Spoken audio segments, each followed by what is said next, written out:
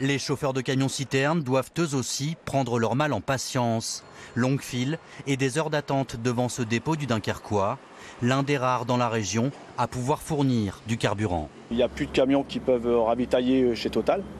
Donc j'ai des collègues qui sont amenés à aller sur Paris, sur Le Havre, Rouen, pour dire de pouvoir charger pour livrer les différents magasins, les différentes sociétés.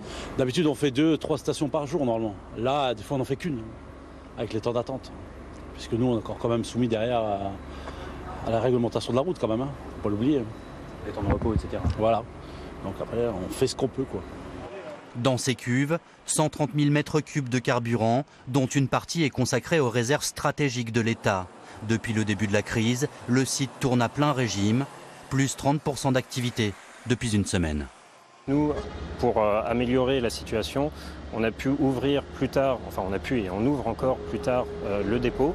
Et en plus, on a aussi ouvert ce dimanche sur demande de la préfecture, comme les camions étaient autorisés à circuler, pour pouvoir alimenter encore des stations. Coup de chance pour ces livreurs, une station-service pour poids lourds située juste en face du dépôt vient d'être ravitaillée. Ils ont beau avoir 30 000 litres de gazole dans leur citerne, ils courent également après le carburant. En fait, on ravitaille, mais on est promis en pénurie.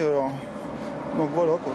Actuellement, bon. Là, on profite de faire un complément parce que sans quoi, demain matin, on n'est pas sûr de retrouver du gasoil. Du coup, on fait le complément. Et pourtant, vous en avez plein la cuve. Ah oui, voilà. Mais après, ça s'appelle du vol.